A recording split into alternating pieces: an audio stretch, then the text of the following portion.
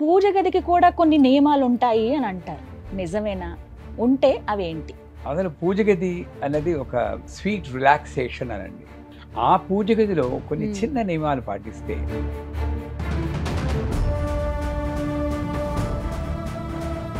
కానీ బెడ్రూమ్స్ లో అంటే పడక గదుల్లో దేవుడి విగ్రహాలు 100%.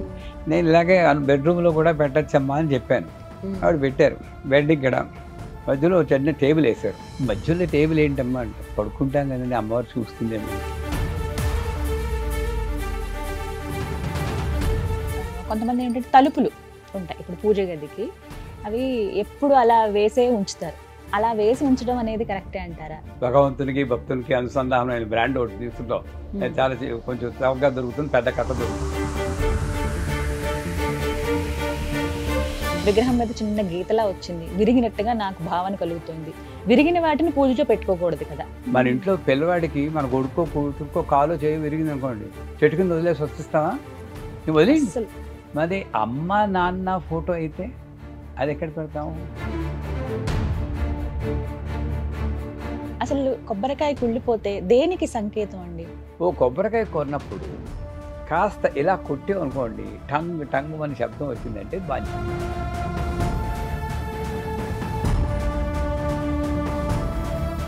ఎన్ని పూజలు చేసినా మాకున్న కష్టాలు మాత్రం తీరట్లేదు. ఎక్కువ పూజలు చేస్తే కష్టాలే ఉంటాయా? సీతమ్మ వారే కష్టాలు అనుభవించింది, ఆవిడకన్నా గొప్పవాళ్ళము మనం.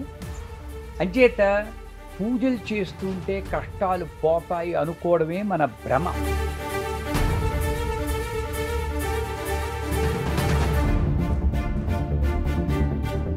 నమస్కారం, వెల్కమ్ టు సుమన్ టీవీ. నేను గీతాంజలి. ప్రస్తుతం మనతో పాటు ఒక ముఖ్య అతిథి ఉన్నారండి. వారు శ్రీ విద్యాపీఠం వ్యవస్థాపకులు, అలాగే గత 45 సంవత్సరాలుగా శ్రీ విద్యా ఉపాసనతో ఎంతో మందికి మంత్రోపదేశం చేసినటువంటి శ్రీ గురు కరుణామయ్య గారు మనతో పాటు ఉన్నారు. వారితో మాట్లాడదాం, మరిన్ని అమూల్యమైన విషయాలు తెలుసుకుందాం. గురుగారు నమస్కారం అండి. శ్రీమాత్రమ్మ. ఎలా ఉన్నారు? అమ్మదేవుల బ్రహ్మాండంగా ఉన్నాను.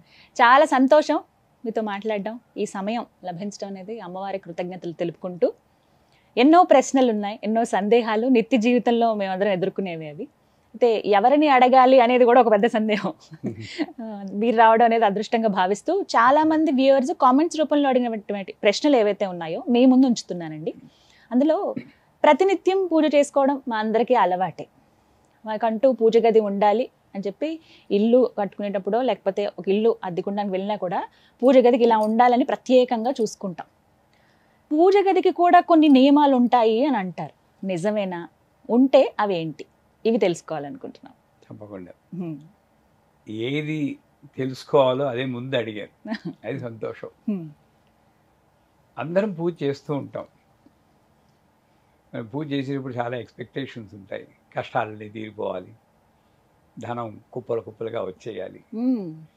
రావచ్చు, కలియుగంలో కూడా అన్ని కష్టాలు తీరవచ్చు, అమ్మవారిని ప్రత్యక్షం చేసుకోవచ్చు. కానీ దానికి తగిన ఉపాసన ఉండాలి. నా కోరిక ఎంత పెద్దదో నా ఉపాసన అంత బలంగా ఉండాలి. ఆ ఉపాసనకి దోహదపడేదే ఉపాధి అంటారు. ఆ ఉపాధిలో మొట్టమొదటి పూజ గది, తర్వాత వస్తువులు వస్తాయి, అగరబత్తులు కర్పూరం ఇవన్నీ తర్వాత. అసలు పూజ గది అన్నది ఒక స్వీట్ రిలాక్సేషన్ అనండి. పూజ గది తర్వాత సంసారం ఉంటుంది, పరుచుకోవడాలు అవన్నీ ఉంటాయి. కనీసం ఒక మనశ్శాంతిగా ఉండడానికి మనకి ఏమిటంటే ఇంట్లో ఏమిటంటే ఒక్క పూజ గది ఉంది, శాంతత. ఆ పూజ గదిలో కొన్ని చిన్న నియమాలు పాటిస్తే అత్యంత శక్తి మనం పొందగలం. ఎందుకంటే మానవుడు ఎప్పుడు మనకి తెలిసినా తెలియకపోయినా వద్దనుకున్నా కావాలన్నా ప్రకృతి నుండి శక్తిని పొందుతూ ఉంటాం. ఆ ప్రకృతి అంతా ఎక్కడ మంత్రం చెప్పబడుతుందో, ఎక్కడ అమ్మవారి ఉపాసన, అమ్మవారో అయ్యవారో ఎవరో ఒకళ్ళు వాళ్ళ ఉపాసన చేయబడుతుందో అక్కడ ఎక్కువగా వస్తూ ఉంటుంది. ముఖ్యంగా పూజ గదిలో విగ్రహాలు ఉంచుకుంటాం. మనకేమిటి, గణపతి ఉండాలి, లక్ష్మి ఉండాలి, ఇలా ఒక్కొక్కళ్ళు ఇచ్చిన విగ్రహాలతో ఒక వేర్ హౌస్లా తయారవుతుంది. నిజంగా చెప్పాలంటే ఒక్క విగ్రహం మన ఏకాగ్రత కోసం ఉంటే చాలు. ఒక విగ్రహం చాలంటారా? ఎందుకు సర్వదేవ నమస్కారం కేశవం ప్రతిగచ్చది. కానీ ముక్కోటి దేవతలు అంటారు, అంతమంది విగ్రహాలు ఫోటోలు మనం పెట్టకపోయినా ముక్కోటి దేవతలు ఒక్క దేవతల్లోనే కనబడుతుంది అంటుంది శాస్త్రం. ఏమవుతుంది తెలుసా అండి, పెట్టుకోండి. మనదేమంటే ఈ పువ్వులు ఒక్కొక్కళ్ళ మీద పెట్టడం, ఎక్కడ ఈయనకి చూపించకపోతే ఈయన కోపం వస్తుందని గడగడ ఈ ఏకాగ్రత అంతా వాడికి కోపం వస్తుందో వీడికి కోపం వస్తుందో అని ఉంటుంది, కానీ నిజానికి భక్తి కుదరడానికి చాలా కష్టం. మనం ఎలా చేస్తున్నాం అనే దాని మీద ఉండదు. ఇక్కడే ఒక పేర్లు అనవసరం, ఇక్కడ ఒక ఇంటికి వెళ్ళాం, అమ్మవారి ఫోటో చిన్న విగ్రహం, ఒక కామాక్షి వెడక్ అంటారు తెలుసు కదా, దీపం పెట్టుకున్నారు అంతే. ఎంత బాగుందంటే చాలా పెద్దవాళ్ళ ఇల్లు, ఏమీ లేదు. అంటే పూజ గదిలో సాధ్యమైన తక్కువ విగ్రహాలు ఉండాలి. 4 గణపతులు, 4 సిద్ధిసాయి, ఇంకోళ్ళు ఎవరు 4 లక్ష్మణులు, వీళ్ళే పాపులర్ విగ్రహాలు ఇవి పెట్టుకుంటారు. విచిత్రం ఏంటంటే కొంతమందికి కవర్ కూడా తీయరండోయ్, వాళ్ళకి ఊపిరాడదు అన్న భావన కూడా ఉండదు. ఎందుకంటే అది విగ్రహం మనకి. అయ్యో అమ్మవారు ఊపిరి ఎలా పిలుస్తుంది, అందుకే ఆ కవర్ తీస్తే మళ్ళీ తోముకోవాలి కదండి, దుమ్ము పడుతుంది, పసుపు కుంకుమ వేస్తాము, ఓ పని తక్కువ. అలా పాపం ఉక్కిరి బెక్కిరి, నేను వాళ్ళ ఇంటికి వెళ్తే చూడండి మా గత ఎలా ఉందో అని వాళ్ళు నన్ను అడుగుతున్నట్టు ఉంటుంది. ఏం చేయాలంటే అమ్మ పెట్టదు అడుగు తినాదేమని అంటూ నువ్వు పూజ చేయవు, కప్పేసి పెట్టేస్తావు. ఈ 4 గణపతుల్లో ఒక్కొక్క 3 గణపతులు తీసి విగ్రహాలు లేని వాళ్ళకి ఇవ్వాలి, పూజ చేసుకోగలిగిన వాళ్ళకి. అలా మన ఇంట్లో విగ్రహాలు వేరే వాళ్ళకి ఇవ్వచ్చా? తప్పకుండా. ఈ శాస్త్రం ఏం చెప్తుందంటే వాళ్ళు పూజ చేస్తుంటే వాళ్ళు పూజ చేసిన దాంట్లో దశాంశమో ఎంతో మనకి ఫలితం వస్తుంట. ఉదాహరణకి ఒక్క చిన్న ప్రశ్న గురువు గారు, లక్ష్మీదేవి విగ్రహాలు 2-3 ఉన్నాయనుకోండి, మనకి ఇన్ని ఎందుకు ఒక రూపంలో లక్ష్మిని చూసుకుందాం, ఇంకో లక్ష్మీదేవిని వేరే వాళ్ళకి ఇస్తే మన దగ్గర ఉండాల్సిన లక్ష్మి వాళ్ళ ఇంటికి వెళ్ళిపోతే ఎక్కడుంది లక్ష్మి, ఇక్కడ అక్కడ ఇక్కడ. ఈ భావన చాలా మందిలో ఉంటుంది. లక్ష్మీదేవి విగ్రహం అసలు వేరే వాళ్ళకి ఇవ్వడానికి ప్రయత్నించరు, అమ్మ వెళ్ళిపోతుందేమో మన ఇంట్లో సిరి సంపదలు. నిజంగానే గురువు గారు? తప్పకుండా. భయం ఉండకూడదు, భక్తి భయం రెండిట్లో మీకు ఒక చాయిస్ ఉంటుంది. భక్తి ఉన్న చోట భయం ఉండదు, భయం ఉన్న చోట భక్తి ఉండదు. సరే, ఈ విగ్రహాలు తక్కువ ఉండాలి. ఇంకోటి, మన ఇంట్లో మనకి బెడ్రూమ్లో మనము, మీరు, మీ భర్త లేదా భర్త భార్య ఉండాలి. మరి అక్కడ విష్ణుమూర్తి, లక్ష్మీదేవి, ఈశ్వరుడు, పార్వతి, గణపతి, ఏకాంతం లేదంటారా? ఒక క్లస్టర్లా చేసి పడేశారు వాళ్ళని. ఎప్పుడైనా ఆలోచన వచ్చిందా? ఏం చేయాలంటే ఈ విగ్రహాలన్నింటి కూడా ప్రతి రూములోనూ సర్దేయండి. మనకేమిటంటే పూజ గదిలోనే విగ్రహాలు ఉండేటప్పటికీ అక్కడికొక్కడికి వెళ్ళేటప్పటికీ యాక్షన్ చేస్తున్నాం, మరి తప్పుగా అనుకోకండి. అక్కడికి వెళ్ళి అపరిచితులు ఒక సినిమా వచ్చింది చూడండి, ఇలా అనేప్పుడు మారిపోతారు, అలా అపరిచితుల్లో అయిపోయాం మనం. అక్కడికి వెళ్ళేటప్పటికి ఎక్కడ లేని ఏకాగ్రత వచ్చేస్తుంది, ఇలా కళ్ళు మూసుకుంటాం, లేని మనశ్శాంతిని యాక్ట్ చేస్తాం, మళ్ళీ బయటకు వచ్చే మామూలే. కాకపోతే ఎందువల్ల పూజ గదిలో విగ్రహాలు ఉన్నాయని, ఈ విగ్రహాలనే ప్రతి రూమ్లోనూ పెట్టండి. మీ అమ్మాయి ఉన్న రూమ్లో సరస్వతిదేవి విగ్రహం పెట్టండి, వాడికి కొంచెం భయం ఉంటుంది, అమ్మవారు ఉన్నారు కొంచెం దండం పెట్టుకోవాలని. ప్రతి రూమ్లోనూ, వంటింట్లోనూ, అన్నింటిలోనూ పెడితే మొత్తం ఇల్లంతా దేవాలయం అవదండి. కానీ బెడ్రూమ్స్ లో, అంటే పడక గదుల్లో దేవుడి విగ్రహాలు 100%. ఎక్కడ నీకు రక్షణ కావాలో, ఎక్కడ అనకూడదు కానీ ఎక్కువ దెబ్బలాటలు జరుగుతూ ఉంటాయో అక్కడే అమ్మవారు కాపాడుతూ ఉంటుంది. మా ఇంట్లో, మా బెడ్రూమ్లో చక్కగా అమ్మవారు ఉంది. అసలు మీరు బెడ్రూమ్లో పెట్టకపోతే అక్కడ రాదా అండి? ఉత్తప్పుడు ఎందుగలడు అందులేదు, సందేహములు ఎందెందుగలదని దీర్ఘాలు తీస్తూ చదువుతాం కదా. బెడ్రూమ్లో మీరు విగ్రహం పెడితేనే అమ్మవారు వస్తుందా, లేకపోతే లేదా? నాకు అమెరికాలో వెళ్ళినప్పుడు ఒక డాక్టర్ గారు ఉన్నారు, నేను ఇలాగే బెడ్రూమ్లో కూడా పెట్టచ్చమ్మా అని చెప్పాను. ఆవిడ పెట్టారు. బెడ్ ఇక్కడ మధ్యలో చిన్న టేబుల్ వేశారు. మధ్యలో టేబుల్ ఏంటమ్మా అంటారు. పడుకుంటాం కదండి, అమ్మవారు చూస్తుందేమో అన్నాను. టేబుల్ మీద నేను తొంగి చూస్తే ఏం చేస్తారన్నా. అంటే బుర్రలో ఎలాంటి ఆలోచనలు వస్తాయి చూడండి, అమ్మవారు తొంగి చూస్తుంటా. ఇవన్నీ పోవాలి. పూజ గదిలో ఏకాగ్రత రావాలి అంటే చిన్న ఒక 4 విగ్రహాలు పెట్టుకోండి, మిగతా అన్ని ఇల్లంతా డిస్ట్రిబ్యూట్ చేయండి, ఇల్లే ఒక మణిద్వీపం దేవాలయం చేసుకోండి. అక్కడ పూజలు చేయట్లేదు, ప్రతి ఇంట్లోనూ రూమ్లోనూ వెళ్ళి అగరత్తులు వెలిగించాలి ఎవరు అంటలేదు. అక్కడికి వెళ్ళినప్పుడు ఒకసారి అమ్మ నువ్వు ఇక్కడ ఉన్నావు, రక్షిస్తూ ఉండు తల్లి అనుకో. పూజ గదిలో ఎప్పుడు దీపం వెలుగుతూ ఉండాలి. అది ఆయిల్ దీపం అక్కర్లేదు, ఓ బెడ్ ల్యాంప్ అయినా పర్లేదు. ఏమండి రాత్రి చీకట్లో బిక్కు బిక్కుమంటూ ఉండదండి బాలాద్రిప సుందరి, భయమైందా చెల్లిపిల్లకి, తట్టద్దా మనకి మాత్రం బెడ్ ల్యాంప్ కావాలా, చీకటి చేసి పడేస్తాం. అక్కడ భావన ప్రాణం ఉంది అనుకుంటే అమ్మ అవుతుంది, లేకపోతే బొమ్మే మిగులుతుంది అక్కడ. మన భావన అది సత్యం. పూజ గదిలో ఒక దీపం ఉండాలి, తర్వాత ఒక మ్యూజిక్, సంగీతం, స్తోత్రమో ఏదో. నేను స్తోత్రం కన్నా తంపూరం మ్యూజిక్ అని రికమెండ్ చేస్తాను.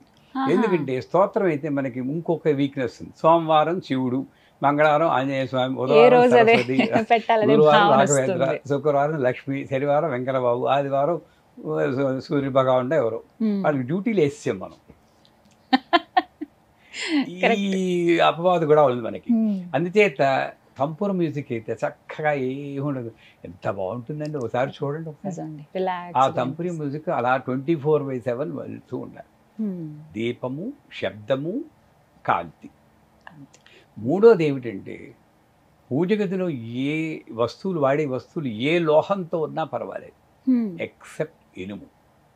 స్టెయిన్లెస్ స్టీల్ వాడకండి. కొంచెం సెంటిమెంటల్, ఎందుకంటే మనం అందరం యోగులము మునులం కావు, మామూలు సంసార జీవనం గడుపుతాం, బడుగు జీవనం మనం. కొంత వీక్నెస్లు ఉంటాయి మనకి. ఈ ఇనుము ఏమిటి, శనీశ్వరుడు రాహు వీళ్ళిద్దరినీ యాక్టివేట్ చేస్తుంది. లోహ ప్రతిమారూపణ రాహు బ్రహ్మవాయామని. లోహం అంటే ఇనుము. అదే మా ఇంట్లో ఎప్పుడు ఇనుము, స్టెయిన్లెస్ స్టీల్ వాడం, మిగతా వాటికి వాడితే వాడచ్చేమో కానీ అక్కడ కూడా వాడడం తగ్గిస్తాం. మీలా డబ్బున్న వాళ్ళైతే బంగారంతో పెట్టవచ్చు, మొత్తం అంతా బంగారంతో పెట్టారు. మీ మాట, మీ నోటి వాక్ అలా అయితే ఎంత బాగుంటుందో. ఇది కరెక్ట్ పద్ధతి. సాధారణంగా ఈ ప్రశ్న వేసినప్పుడు అందరూ ఏమంటండి, ఏది మాకేముందండి అంటారు.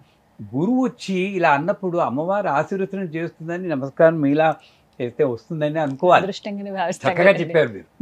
సో బంగారం లేదా వెండి లేక ఇత్తడి, రాగి, కంచు, గ్లాసు, పోర్సిలిన్, మట్టి, ఏదైనా వాడండి. వీటన్నిటిలో మీరు చెప్పిన వాటిలో ఏది ఉత్తమమైనదో చెప్పండి, అది ఒకటి ఎంచుకుంటాం మేము. వెండి లేదా పంచలోహాలు. కంచు మోగునట్టు కనకంబు మోగున, ఆ గంట కంచుతోటే ఉండాలండి. టికిటిని వెండి ఉంది కదా డబ్బు ఇంత గంట పెడతారు, అది మోగినప్పుడు టంగ్ అని వైబ్రేషన్ రావాలి. ఆ ఘంటానాదంలోనే మన ఇంట్లో ఉన్న రాక్షసులన్నీ పోతాయి. అయితే మంచి కంచు గంట ఉండాలి అక్కడ, అది పెట్టుకోవాలి. సరేనా? ఇనుము వాడకూడదు. ఆఖరిది ఏమిటంటే 15 రోజులకు ఒకసారి ఆ విగ్రహాలని కానీ యంత్రాలు కానీ శుభ్రం చేయాలి. శుభ్రం చేయమన్నాడు కానీ అంటు తోమినట్టు పరపరాపర తోమేయకూడదు. వాళ్ళు అమ్మవార్లు కాస్త లలితా సహస్రం పెట్టుకుని, మనకు వచ్చినా రాకపోయినా ఆడియో పెట్టుకుని, కెమికల్స్ వాడకుండా ఓ షీకాయో లేక కుంకుడుకాయో లేక ఆయుర్వేదిక్ షాంపూ వేసి సున్నితంగా అమ్మవారిని శుభ్రం చేయాలి. చేసి మంచి బట్ట అంటే ఏమిటి, టిష్యూ పేపర్తో క్లీన్ చేసేస్తూ ఉంటారు కొంత. మనం ఒళ్ళు తుడుచుకుంటామండి టిష్యూ పేపర్తో. మీ చీర కొంగే అన్నిటికన్నా ఉత్తమమైంది. అమ్మ స్నానం చేసినప్పుడు మనకి చీర కొంగుతో ఇలా తుడిసింది, అవునా కదా? స్నానం చేయిస్తుంటే మీరు అమ్మ అవుతారు. మీరు చీర కొంగు పెట్టి శుభ్రంగా ముచ్చినే చేసి బొట్టు పెట్టి అక్కడ పెట్టుకో. 15 రోజులకు ఒకసారి. మంత్రం కూడా చదవక్కర్లేదండి. ఈ రకంగా ఎవరైతే, ఇంకొక చిన్న ఇదంటే పూజ గదిలో ఆధ్యాత్మిక విషయాలు తప్పితే మరో విషయం మాట్లాడదు. అక్కడికి వచ్చి మీ అబ్బాయి పెళ్ళి అయిందా అండి, మీ అమ్మాయికి ఉద్యోగం వచ్చిందా అండి, ఆ సూదంతా ఆవిడికి పెట్టాలి చెప్పండి. నిజమే. ఇంకొకటి శుభ్రంగా ఉండాలి. ఇక్కడేంటి, కొబ్బరికాయ పీచు అక్కడే ఉంటుంది, అరటిపండు తొక్క అక్కడే ఉంటుంది. పూజ చేసి అక్కడికి వెళ్ళి ఆనందం నాకు శుభ్రం చేసుకుంటా ఉంటారు. అసలు వైకుంఠంలో హాయిగా ఉన్న లక్ష్మీదేవిని ఎవడ పిలవన్నాడండి, ఆవాహయామి అని చెప్పి ఇక్కడికి వచ్చి చెత్తలో పడేయచ్చు. అసలు వెంటనే శుభ్రం చేయాలి. కొన్ని ఇళ్లల్లో ఓ స్టీల్ గ్లాసు, దాంట్లో బియ్యం దాంట్లో అగరత్తు ఆ బూడిదంతా అక్కడ పెడుంది. ఎప్పుడు ఏ మానాన్ని శుభ్రం చేయరు. 2 తప్పులు జరుగుతున్నాయి అక్కడ. బియ్యం సృష్టించింది అమ్మవారు తినడానికి, అగరత్తుల స్టాండ్ కాదు. అరటిపండు కూడా తినడానికి. వీడేమో అగరత్తు తీసి కసక్కమని పడుస్తాడు. ఆ యమధర్మరాజు హత్య అని రాసుకుంటాడు. నిజమే. ఇక తినడానికి పుట్టిస్తే అరటిపండు దాన్ని ఎవడు పడమన్నాడండి? ఏ స్టాండ్ పెట్టుకోలేరా మీరు? ఇటువంటి తప్పులు మనం భావన లేకపోవడం జరుగుతున్నాయి మనకి. అవన్నీ ఎంత పెద్దవి ఇప్పుడు మీరు చెప్తుంటే అర్థమవుతుంది గురువుగారు. పెద్ద పెద్ద వాళ్ళే చేస్తారు. వాటిని తిని అదేం తప్పు చేసిందో తెలియదు, దాంతో గుర్చేస్తూ ఉంటాడు. అది ఎందుకు ఎవడ తిండు? మరి వ్యర్థమే కదండి. సృష్టిని వ్యర్థం చేయకూడదు. ఇవన్నీ పాటిస్తే ఆ ఇంట్లో తప్పనిసరిగా అమ్మ అలాగా స్థిరంగా నివాసం ఉంటుంది. శాంతికి, సౌభాగ్యానికి, పురోగమనానికి లోటు ఉండదు. అది సత్యం. అలాగే ఒక్క చిన్న మాట, కొంతమంది ఏంటంటే తలుపులు ఉంటాయి ఇప్పుడు పూజ గదికి, అవి ఎప్పుడు అలా వేసే ఉంచుతారు. అలా వేసి ఉంచడం అనేది కరెక్టే అంటారా? ఏ సమయాల్లో తీసి ఉంచాలి అనేది కూడా. కొంతమంది ఏమో ఎప్పుడు అసలు అలా తలుపులు వేయకూడదు, తలుపులేవో అందానికని పెట్టుకున్నాం అంతే అని చెప్పి ఎప్పుడు తీసి ఉంచుతారు కొంతమంది. పద్ధతి ఏంటండి అసలు? మీరు మా అమ్మవారు అనుకున్నాను అనుకోండి, అమ్మవారిలో డ్రెస్ చేసుకున్నారు, మిమ్మల్ని తీసుకెళ్ళి మా ఇంట్లో పెట్టుకుంటారు. ఎంత పెద్ద ఇల్లున్నా సరే మన ఇంట్లో అమ్మవారిని అల్మేరలోనే పెడతాం. కొంతమంది వాడికి ఒక పూజ గది కూడా ఉండదు, అల్మేరలో పెట్టి మిమ్మల్ని తలుపేసేస్తాను.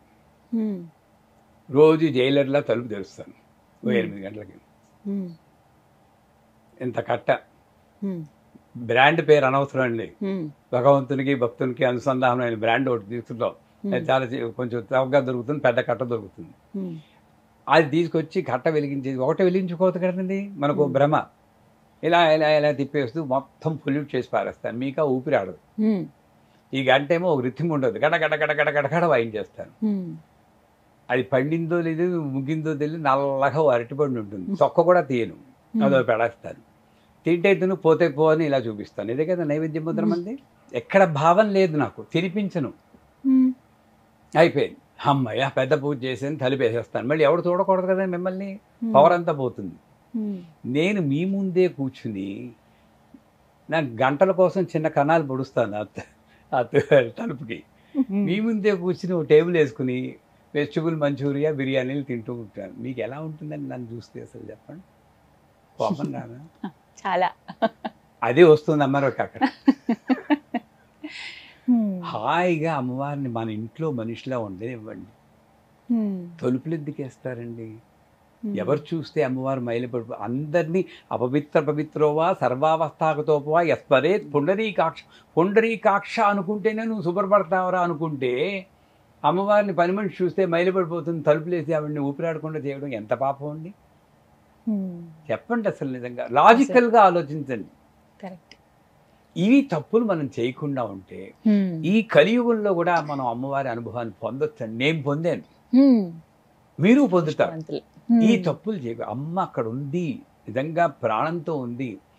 ఇంకోటి ఏంటంటే, అసలు నైవేద్యం అనేది పూజలోనే పెట్టాలని ఎవడని నియమం పెట్టారండి? అంటే ఒకరోజైనా ఒక్క పూటేనంటే ఆవిడకి తిండి. కానీ అందరూ అలాగే. మనం దోశ వేసుకున్నాం అనుకోండి, మొక్కది అమ్మ దోశ వేసుకున్నాను తినవే అని తినిపించలేరా? ఉన్నది మనిషి, అక్కడ జీవం ఉంది అనుకుంటే ఉండే ప్రతి పదార్థము అక్కడ పెట్టగలిగారు.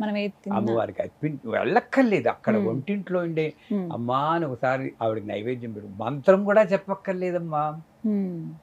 ఆవిడ తలుచుకుని ఇలా అర్పణ చేసి అప్పుడు తినండి, ఇంట్లో రోగాలు తగ్గుతాయి. ఆవిడకేమో ఇంత అరటిపండు పెడతామా, కుప్పలు ఇక్కడ మసాలా దోశలని మింగేస్తూ ఉంటామా? ఆవిడకి ఇవ్వకుండా రోగాలు రాక ఏమవుతాయి చెప్పండి అసలు. మా ఇంట్లో మా పీఠంలో ప్రతిసారి కాఫీ కూడా అమ్మవారికి ఇస్తామమ్మా. ఓ అన్ని మనం తీసుకునే ప్రతి వాళ్ళు మమ్మల్ని తిట్టుకుంటే మేము క్షమించాలి, ఎందుకంటే నేను కాఫీ నాకు కొంచెం ఇష్టం. ఆవిడ ఎందుకు ఎవరో కాఫీ ఎదురురా అమ్మ, నాకు ఆలోచన అది తీసేయి, నీకే వదిలేస్తున్నానంటారు. ఇంత చనువు ఉండాలి, మన బంధాన్ని ఏర్పరచుకోవాలి. లేదు మీరు తాగడం బాని, నేను ఏది తిన్నా ఆ అమ్మవారికి అర్పించే తింటాను. అన్న భావన ఉండగలదు. కొంతమందికి నేను నాన్ వెజిటేరియన్ తింటున్నానండి, అది కూడా ఇవ్వచ్చా అంటారు.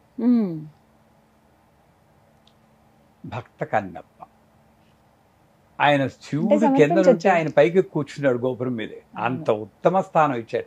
ఆయన అలా పెట్టేయడం మన ఏదైనా పెట్టాం నైవేద్యం.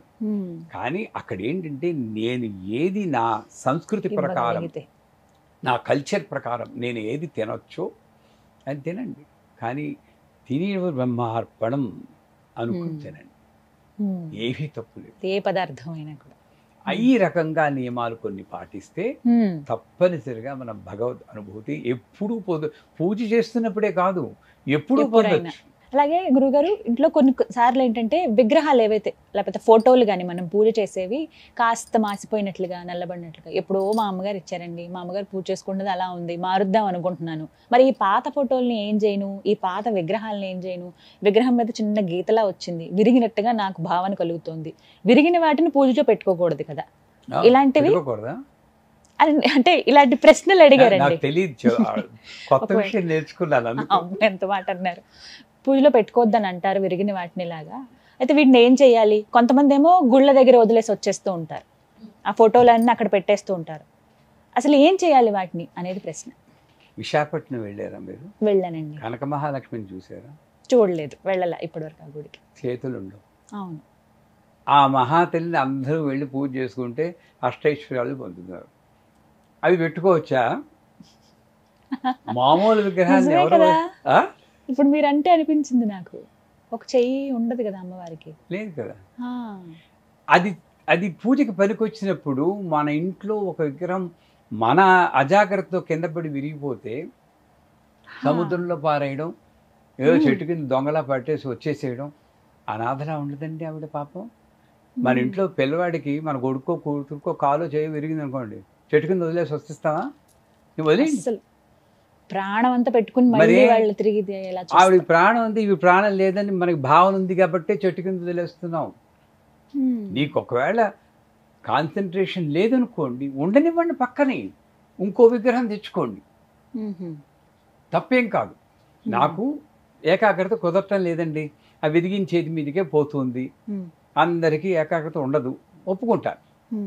కానీ విగ్రహాన్ని మాత్రం దూరం చేయకండి, పక్కన పెట్టుకోండి, ఇంకో విగ్రహం తెచ్చుకోండి, అంతే. ఈసారి జాగ్రత్తగా ఉండండి, ఆ విగ్రహాన్ని పూజ చేయండి.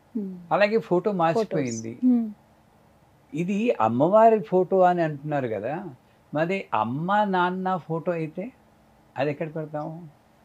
పాత ఫోటోలు ఉంచుకుంటున్నాం, ఉంచుతాం. ఎంత తేడా ఉంది చూడండి. ఎంత పాడైపోయినా ఉంచుతాం ఆ ఫోటోని.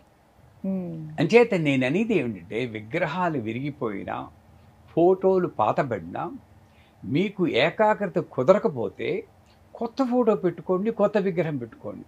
కానీ పాత వాటిని మాత్రం దయచేసి చెట్టు కింద వదలకండి, నీళ్ళల్లో పడేయకండి, ఎప్పుడు అలాంటి పని చేయకూడదు. ఊరెళుతూ ఉంటే విగ్రహాన్ని బియ్యంలో పెట్టేయండి అంటుంటారు కొంతమంది. పూజ చేయకపోతే బియ్యంలో పెట్టి, ఎక్కడైనా అర్థం ఉందా? ప్రాణప్రతిష్ఠ చేశారు, అసుని దేవనస్మాసు, ప్రాణం ఉంది, వాళ్ళని విగ్రహాలు పెడితే ఉక్కిరి బిక్కిరి అయిపోతారు. ఏమీ లేదు.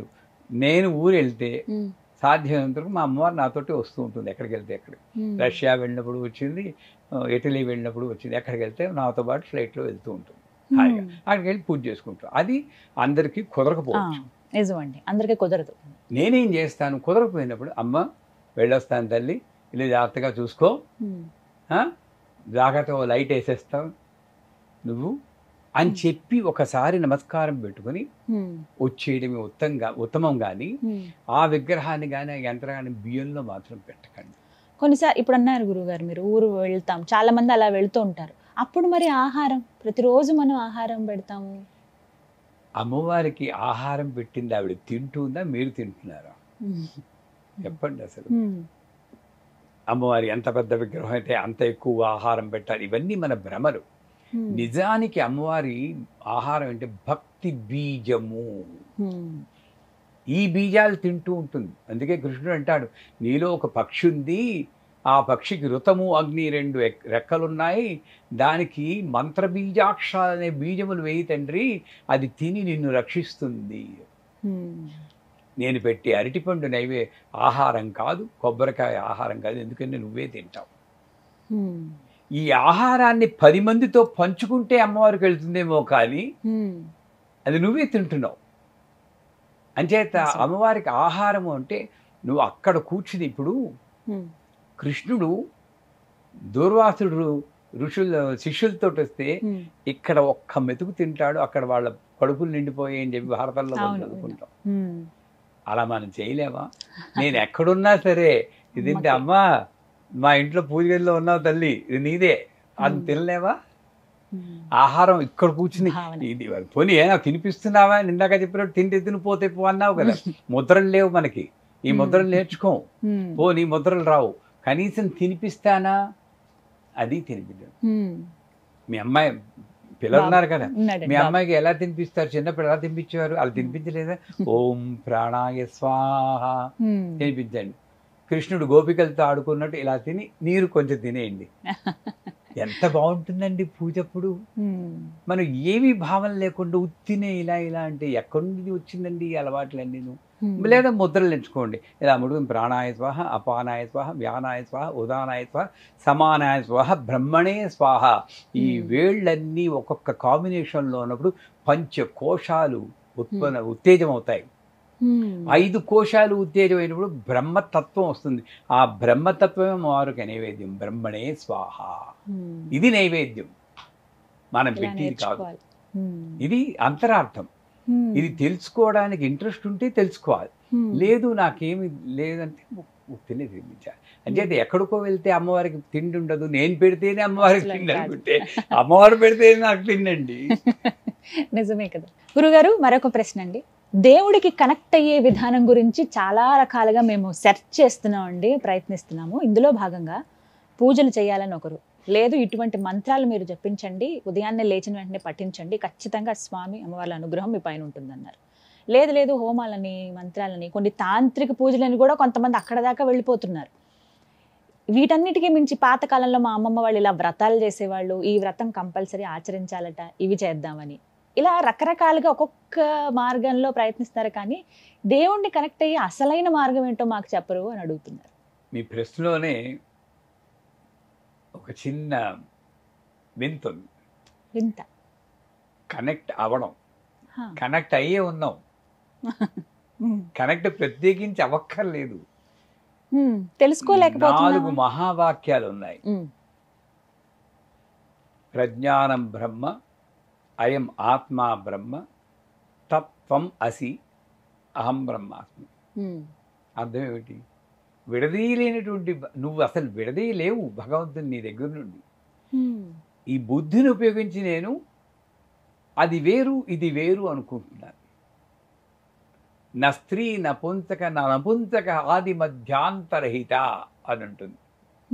స్త్రీ కాదు, పురుషుడు కాదు, నపుంసకుడు కాదు, ఆది లేదు, మధ్య లేదు, అంతం లేదు. ఇటువంటి గొప్ప సిద్ధాంతాన్ని మన వాళ్ళు బోధిస్తే మనం ఈయన పురుష దేవుడు, ఆయన ఆడదేవుడు, ఈవిడికి ఆవిడ అత్తగారు, మా కోడలు, ఆయన కోపం వచ్చింది కరివేపాకు లేదని ఆయన కోపం వచ్చి ఆడ కొండ మీదకి వెళ్ళిపోయారు. ఇవన్నీ ఉండొచ్చు, పురాణాలు ఉండొచ్చు, దాన్ని ఫోకస్ చేస్తున్నాం. అంటే దేవుడికి కనెక్ట్ అవ్వాలి అని అనుకోవడమే. వీళ్ళెవళ్ళు కూడా త్యాగరాజు కానీ, కబీర్ కానీ, సూర్యదాస్ కానీ వాళ్ళు ఏం చేస్తే కనెక్ట్ అయ్యారో ఒకసారి ఆలోచించండి. నేను సన్మార్గంలో నడవాలంటే నాకు 2 ఆధారాలు ఉన్నాయి. శాస్త్రం, ఆ శాస్త్రం అనేటప్పుడు నా బుర్ర అది నిజమా కాదా అని అనుమానం వస్తుంది. దానికి బదులు నా పూర్వీకులు నడిచారు కదండి ఆ మార్గం.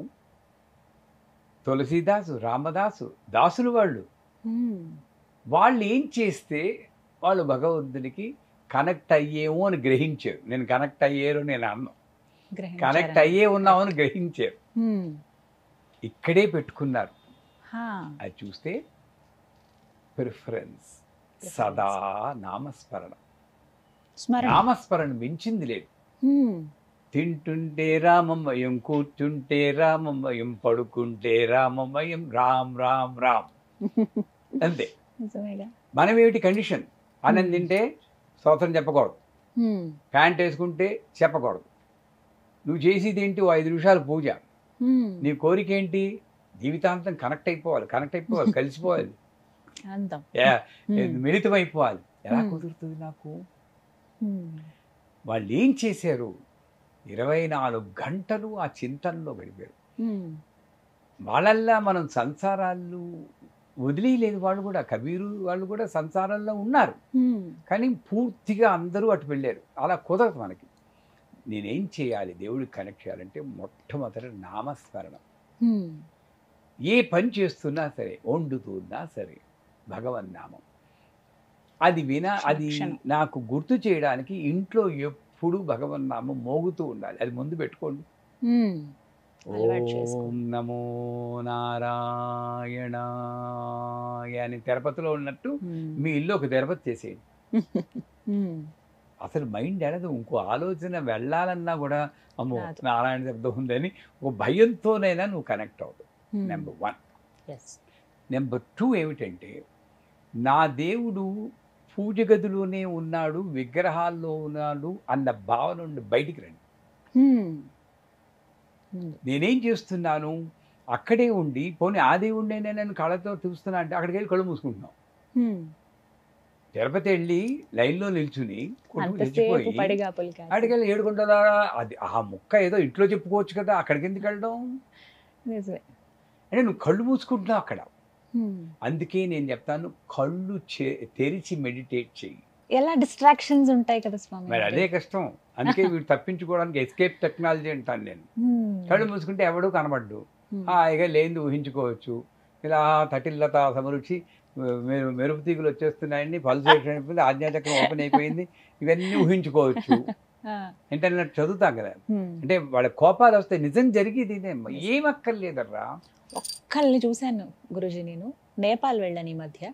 ఒక బుద్ధుడి టెంపుల్ అది, అక్కడ వాళ్ళు బాగా ఆచరిస్తారు. ఒక అబ్బాయి, తను ఫారినరే, అసలు మన ఇండియన్ అయితే కాదు, తెలుస్తోంది వారిని చూడగానే. కళ్ళు తెరిచి తను ధ్యానం చేస్తున్నారు. అసలు ఎలా ఉన్నారా? మేము ముందు ఇట్లా భక్తులు మిగతా వాళ్ళందరూ తిరుగుతున్నారు, కళ్ళు తెరిచే ఉన్నారా ఆయన. అసలు అది ఎలా సాధ్యమైందో మాకైతే అర్థం కాలేదు. ఇప్పుడు మీరైనా ఇది ట్రై చేయండి. కళ్ళు తెరిచి ఉండాలండి, ముఖంలో చిరునవ్వు ఉండాలి, ఇంతే. ఒక మంత్రం లేదు, ఏమక్కర్లేదు, చిరునవ్వు ఉండాలి. ఎన్నో ఆలోచనలు వస్తుంటాయి. ఈ ఆలోచనని నేను అరెస్ట్ చేయలేను. పూర్తిగా ఆలోచన లేకపోతే కోమా అంటారు దాన్ని, అది వద్దు మనకి. మైండ్ అంటూ ఉంటే ఆలోచనలు ఉంటాయి, దాన్ని ఆపడానికి ప్రయత్నించకు. అయితే ఆలోచనలు రాని, దాన్ని పట్టుకోకు. అది మంచిగా చెడ ఆలోచన ఇలా. ఈ సమయంలో మీ బాబిగాడు ఎవడో వచ్చి అక్కడ ఉన్న ఫ్లవర్ వేజ్ని తోసేయడానికి చూస్తారు. అప్పుడు మీరు రియాక్ట్ అవ్వకుండా ఉండగలిగితే ధ్యానం. అది కదలకో, తోసేయకో అంటుంటారు. ఇంకేం ధ్యానం అది? చాలా మంది చేసే పనే అది, కళ్ళు మూసుకునేది. అందుకే గురుజీ, కళ్ళు మూసుకుని ధ్యానం చేస్తే అసలు నువ్వు ఏది వినబడకూడదు. ఒరే చప్పుడు చేయకుండా నేను ధ్యానం చేస్తున్నాను, ధ్యానం ఎక్కడ చేస్తున్నావు? చప్పుడు మీద ఉంది నీ దృష్టి. భగవంతుని మీకు దృష్టి ఉంటే చప్పుడు వినబడకూడదు. అది కష్టం. అంటే నేననేది ఏంటంటే, నీ మైండ్ రియాక్షన్ తగ్గించుకో. వాటి నామస్మరణ. రెండోది ఏమిటి? భగవంతుడు విగ్రహంలోనే ఉన్నాడు, పూజ గదిలోనే ఉన్నాడు అని బయటపడ్డాం. మూడోది ఏమిటంటే, నాన్ రియాక్టివ్ నేచర్ని అలవర్చుకోవాలి. కష్టం. ఎంత ఫ్రీక్వెంట్గా రియాక్ట్ అవుతాం, ఎంత వైలెంట్గా రియాక్ట్ అవుతాం. ఆ రియాక్షన్ ఇప్పుడు మీరు ఏదో అన్నారు, నా కోపం వస్తుంది, వెంటనే హయ్యమంటాను. తర్వాత మీరు మీ ప్రసక్తి వచ్చేటప్పటికి నా మొహంలో మార్పు వచ్చేస్తుంటాం. అంటే ఆ రియాక్షన్ ఇంకా నాకు ఉంది. ఇవన్నీ తగ్గించుకోవాలంటే ఓపెన్ ఐ మెడిటేషన్ ఇలా నిలిచి కూర్చోవాలి. సో వాడు వస్తున్నా సరే ఎలాగో అలా కంట్రోల్ చేసుకుని, వాడు తోసేస్తాడు, అరే ఏడుపు వస్తున్నా ఒక నవ్వు పెట్టుకుని కూర్చోండి. మీరు నమ్మరమ్మా, ఒక 40 రోజులు ట్రై చేయండి. నెక్స్ట్ టైము మీరు ఆ కూర్చుంటే బాబిగాడు రాబోయి ఆగిపోతాడు. Your consciousness will flow. మీరు మాట చెప్పక్కర్లేదు, ఒరే ఆగరా అనక్కర్లేదు. ఈ శబ్దం లేనటువంటి ఒక సూచన వాడికి వెళ్ళిపోతుంది. దానికి భాష అక్కర్లేదు, మాట అక్కర్లేదు, శబ్దము అక్కర్లేదు, ఆగిపోతాడు అక్కడ. అది ధ్యానం. ఇది పద్ధతి. ఇలా కనెక్ట్ అవ్వచ్చు. ఇది కరెక్ట్. ఆల్రెడీ కనెక్ట్ అయ్యున్నావు, తెలుసుకోగలుగుతాం. నువ్వు రియాక్ట్ అయ్యి దూరం అవుతున్నావు. ఆ రియాక్షన్ నువ్వు తగ్గించేవంటే ఆటోమేటిక్గా. సో 3 సూత్రాలే. ఒకటి ధ్యానం, నామస్మరణ, ఏదో ఒకటి. నేను నరసింహ జయంతి ఏదో మొన్న అయింది. నరసింహస్వామి గుడికి వెళ్ళాం. ఆవిడెవరో వచ్చారు, నరసింహ నరసింహ నరసింహ నరసింహ నరసింహ నరసింహ నరసింహ నరసింహ. ఏం ధ్యానం ఉండదు? నీకు స్తోత్రం కావాలా, ఇంత వేదం కావాలా? ఏం అక్కర్లేదు. నరసింహ నరసింహ నరసింహ నరసింహ నరసింహ, రామ రామ రామ రామ రామ రామ, ఏదో ఒక నామం చెప్పుకుంటూ ఉండు. కూర్చుంటే రామ, నిల్చుంటే రామ. ఎవరైనా చెప్పారు శివ శివ అనేవారు, ఎవరైనా చెడు మాట చెప్తే శివ శివ అనేవారు. ఇప్పుడు అయ్యో అంటున్నాం. ఇది మానేయండి. శివ శివ. ఎక్కడ నామం చెప్పగలుగుతావో అక్కడ చెప్తూ. మా అమ్మగారి దగ్గర నేను వింటానండి కృష్ణ, ఎక్కువగా ఆ మాట వస్తుంది ఆవిడికి. అన్నం పాలు పొంగిపోయిన కృష్ణ శివ శివ అంటుంటారు వాళ్ళు. ఎందుకంటే వాడు భయం, అమ్మా ఎప్పుడు పోతుందో తెలియదు. ఇట్లా మాట్లాడుతూ కూడా ప్రాణం వదిలేయచ్చు నేను. అంటే నేనేం చేయాలి? ఎంత తక్కువ ఫ్రీక్వెన్సీలో భగవన్నామం చెప్పగలుగుతానో నేను మైండ్కి అలవర్చుకోవాలి. ఎందుకంటే ప్రాణప్రయాణ సమయే నారాయణ శబ్ద మాత్రమే పునర్జన్మ నశ్యతి అన్నాడు. బాగానే చెప్పేశాడు. ఎప్పుడు పోతుందో నాకు తెలియదు కదా. నారాయణ అంటే ఇంకో జన్మ లేదన్నాడు. అంటే నేనేం చేయాలి? సాధ్యమైనంత ఎక్కువగా నారాయణ నారాయణ నారాయణ అనుకుంటూ ఉండాలి. ఎప్పుడైనా పోతే పోతుంది, అప్పుడు నారాయణ ఉండదు, ఛాన్స్. అంచేత నామస్మరణ, ఈ భగవత్ స్వరూపాన్ని ప్రతి మనిషిలోనూ నేను చూడగాలి, ఇంక్లూడింగ్ పని మనిషిలో కూడా. అక్కడికి వచ్చేటప్పుడు మనకి రాదండి. మనం సువాసిని పూజ చేయాలంటే పట్టుచీర కట్టుకుని అందంగా ఉన్నవాళ్ళు, కాస్త కళగా ఉన్నవాళ్ళు వాళ్ళకే చేస్తాం. కానీ ఎప్పుడైనా తక్కువ మంది ఉన్నారు. ఇప్పుడు చేస్తున్నారు అనుకోండి, పని మనుషులు పూజ చేశారండి. వాళ్ళు ఎలా ఉన్నా సరే చిరిగిన కట్టుకున్నా వాళ్ళని పూజ చేయబట్టి. అందుకే మాతంగి నవరాత్రులని ఉచ్చిష్ట చాండాలి దేవతని ఫిబ్రవరి మాసంలో నవరాత్రులు వస్తాయి మాకు. ఆ రోజు ఆ 9 రోజులు మా పీఠంలో పనులు చేసి వాళ్ళు, తక్కువ పనులు చేసి వాళ్ళను కూర్చోబెట్టి వాళ్ళు ఎలా ఉన్నారో, స్నానం చేశారో ఏమి చూడం. వాళ్ళ కాళ్ళకి పసుపు రాసి వాళ్ళకి పూజ చేసి వాళ్ళకి మేము వండిన అన్నం వడ్డించి వాళ్ళు తిన్నాక ఆ కంచంలో తింటాం. ఇది కనెక్షన్. చేయండి. కేవలం మంత్రం చదివి పూజ చదివి హోమం చేస్తే కనెక్ట్ అవ్వకపోవచ్చు. ఇది తప్పనిసరిగా నువ్వు కనెక్ట్ అవుతావు. ఎందుకంటే ఆవిడ ఎన్నోసార్లు చెప్పింది, అన్నిట్లోనూ ఉన్నాను రా నేను, అన్ని జన్మల్లోనూ ఉన్నాను, ఒక బొద్దింకలో కూడా నేను ఉన్నాను, కుక్క పిల్లలో ఉన్నాను అని ఆవిడ చెప్తూ ఉంది. ముందు మనుషుల్లో కనెక్ట్ అవ్వండి, తర్వాత దేవుడికి కనెక్ట్ అవుదాం. ముందు ఫ్యామిలీతోనే నువ్వు కనెక్ట్ అవ్వట్లేదు సరిగ్గా. భార్యతో సరిగ్గా మాట్లాడవు, భర్తతో సరిగ్గా మాట్లాడవు, పిల్లలతో సరిగ్గా మాట్లాడవు. నువ్వెక్కడ భగవంతుడితో కనెక్ట్ అవుతావు తల్లి? ఇక్కడ కనెక్షన్ ముందు చూసుకోండి. అక్కడ కనెక్షన్ రావాలంటే ఈ 3: నామస్మరణ, భగవంతుని అన్ని స్వరూపాలను చూడడం, నాన్ రియాక్టివ్ నేచర్. గురువుగారు, మరొక ప్రశ్న అండి. చెప్పండి. కొన్ని అశుభంగా భావిస్తాం పూజ చేసేటప్పుడు, ప్రత్యేకంగా లేకపోతే ఆలయానికి వెళ్ళినప్పుడు. అందులో ఎక్కువగా అనుకునేది కొబ్బరికాయ కుళ్ళిపోతే. మనం కొట్టిన కొబ్బరికాయ కనుక కుళ్ళిపోయిందా, మనసులో కొన్ని రోజుల పాటు ఇంక అదే ఉంటుంది. తర్వాతసారి వెళ్ళినప్పుడు పువ్వు వచ్చినా కూడా, గతంలో 15 రోజుల క్రితం వెళ్ళాను, ఆ గుడికి వెళ్ళాను, అక్కడ కొబ్బరికాయ కుళ్ళిపోయింది, ఎందుకు మళ్ళీ ఆ గుడికి వెళ్ళలేకపోతున్నాను. ఇలాంటి నేను చాలా మంది దగ్గర చూశాను. అంటే ఇలాంటివి ఇంకా చాలా ఉన్నాయి. ముందుగా కొబ్బరికాయ గురించి అడుగుతున్నాను మిమ్మల్ని. అసలు కొబ్బరికాయ కుళ్ళిపోతే దేనికి సంకేతం అండి? పూజలోనే కాదు, మన జీవితంలో అనేక సంఘటనలు జరుగుతాయి.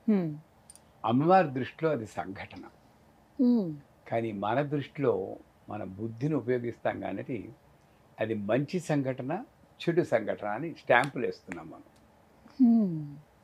ధర్మాధర్మ విభజిత, సవ్యాపసవ్య మార్గస్థ, లలితా సహస్రం పరిచయం ఉంటే మూర్త అమూర్త, నిత్యతృప్త అనిత్యతృప్త, 2 పదాలు ఉంటాయి. అవును అని.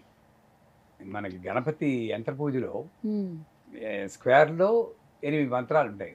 ధర్మాయనమ, జ్ఞానాయనమ, వైరాగ్యాయనమ, ఐశ్వర్యాయనమ అని. అది 4 బాగానే ఉన్నాయి. ఇంకో 4 ఏమిటంటే అధర్మాయనమ, అజ్ఞానాయనమ, అనైశ్వర్యానమ, అవైరాగ్యానమ. అంటే ఏమిటి? నెగిటివ్ ఎక్కడుంది? ఇక్కడ ఉంది.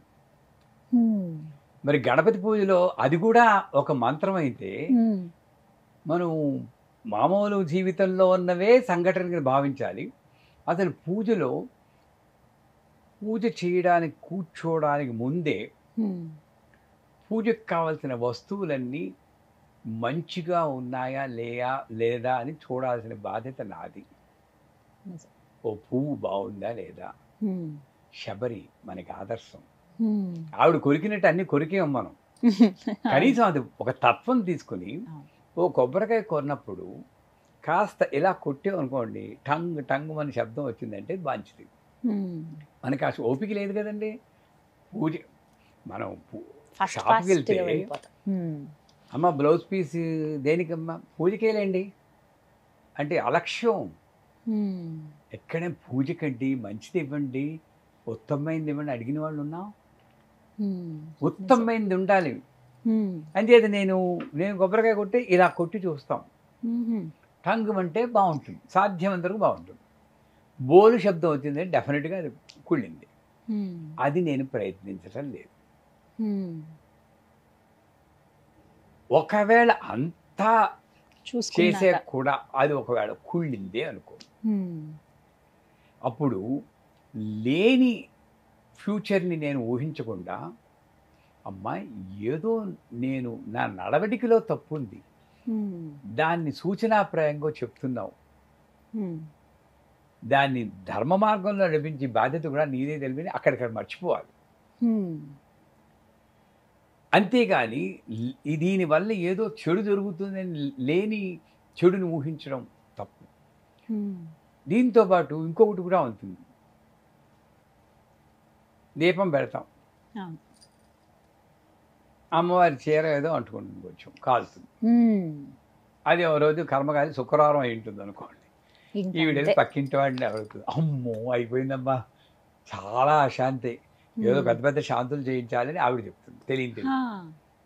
నాకు న్యూజిలాండ్లో ఉన్నప్పుడు మేము అక్కడ 5 ఏళ్ళు ఉన్నాం. హుహు. నవరాత్రులు మొదలెడుతుంటే కరెక్ట్గా 8వ రోజు అయ్యేటప్పటికి అష్టమి. దుర్గాదేవి హ్మ్. దుర్గాష్టమి. అష్టమి. హ్మ్.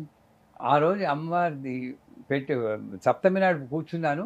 హ్మ్. అయిపోయింది, రాత్రి పడుకున్నాం. పొద్దున్న లేచేప్పటికి అమ్మవారి చిన్న విగ్రహమే హ్మ్. మొత్తం చీర కాలిపోయి అమ్మవారి ముఖం నల్లగా అయిపోయింది. అయ్యయ్యో! హ్మ్. నా భావన ఏంటి తెలుసా అండి, మా ఏమని? గురువు గారు అనుగ్రహం, ఆయన ఇచ్చిన ట్రైనింగు, అమ్మ అనుగ్రహం వల్ల ఎంత కరుణ తల్లి, నా పంచి కాలాల్సింది నీ చీర కాల్చుకున్నావు, బా! హ్మ్. నన్ను ఎంత రక్షించావు తల్లి, నీ మొహంతా నల్ల చేసుకున్నావే, ఈ హ్మ్. కరుణకు అంతుందా, నేను శుభ్రంగా తుడిచేసి మళ్ళీ పూజ చేసుకున్నాను. ఎందుకు ఆ! భావించాం అది? హ్మ్. ఆవిడ మనల్ని రక్షిస్తుందనుకోండా భక్షిస్తుందని అనుకుంటున్నావు నువ్వు. హ్మ్. నువ్వు పూజ నెగెటివ్‌గానే చేస్తే చూస్తాం. ఎందుకు శిక్షిస్తుంది అసలు? హ్మ్. పోనీ అంత భయం ఉంటే ఆ దీపం ఏదో కాస్త దూరంగా పెట్టవచ్చు కదా. హ్మ్. దూరంగా పెట్టి కూడా గాలొచ్చి పడిపోతే అది వేరే విషయం. అప్పుడు సో అంచేత పూజ చేస్తున్నా చేయకపోయినా జాగ్రత్తలు. ఎప్పుడూ రక్షిస్తూనే ఉంటుంది. హ్మ్. ఉద్యోగం వచ్చిందా ఆనందించు, ముక్తికి వచ్చింది. పోయిందా ఆనందించు, పూజ చేసుకోవడం కాస్త టైం దొరికింది. అలా చూడాలి. హ్మ్. అలా అనుకున్నామంటే a person who takes a difficulty as an opportunity will become a saint. హ్మ్. వీడికి ఉద్యోగం పోయినా కూడా ఇంత భక్తి ఏంట్రా బాబు, వీడు ఇలాగా ఇంత ధ్యానం చేస్తున్నాడు అయిపోతే అని. యోగి అయిపోతాడు, అక్కడ మణిదీపంలో చోటు ఇవ్వాలని హ్మ్. వెంటనే ఉద్యోగం ఇచ్చేస్తుంది వాడికి. హ్మ్. ఇది కరుణ. సూక్ష్మం. హ్మ్. ఆరతి తిప్పుతాం, ఆరతి ఇలాగా చాలా మందికి ఉన్నటువంటి సందేహం గురువుగారిది. నా తర్వాత ప్రశ్న కూడా అదే. ఇలా దానికి లోకంలో జరిగేదేనమ్మా నిజమండి. ఇదంతాను. హ్మ్. ఈవిడేం చేస్తుంది, హ్మ్. మరి భక్తి పారవశ్యం ఏదో హ్మ్. ఇలా పాట పాడేస్తూ గడగడ గడగడ తిప్పేస్తూ ఉంటుంది. హ్మ్. మరి ఫోర్స్గా తిప్పితే ఏ ఆరతి అయినా కొండకేస్తుంది. హ్మ్. నువ్వు అమ్మో అశుభం. ఆగిపో. ఏదో జరుగుతుంది అని భావన. అప్పుడు ఏం చేయాలి, ఆ భయం ఉన్నప్పుడు నాకు ఆరతి అప్పుడప్పుడు ఆరిపోతుంది, మళ్ళీ ఇంకోటి వేసి వెలిగిస్తాను, అసలు పట్టించుకోను నేను, హ్మ్. మళ్ళీ వెలిగించుకుంటాను అంతే. లేదా నువ్వు మెల్లిగా ఇలా ఒక సర్కిల్, మళ్ళీ ఇలా మీ గుళ్ళల్లో చూడండి, ఎంత గుళ్ళల్లో ఇలాగే ఇస్తారా గడగడగడ అని? వాళ్ళని చూసి మనం నెమ్మదిగా. నేర్చుకోవాలి కదా. హ్మ్. ఎలా ఇస్తారు, ఇలా మెల్లిగా తిప్పి ఒక సర్కిల్, మళ్ళీ ఒక పైకి ఇట్లా. స్టేట్ బ్యాంక్ సింబల్ అంటాను నేను.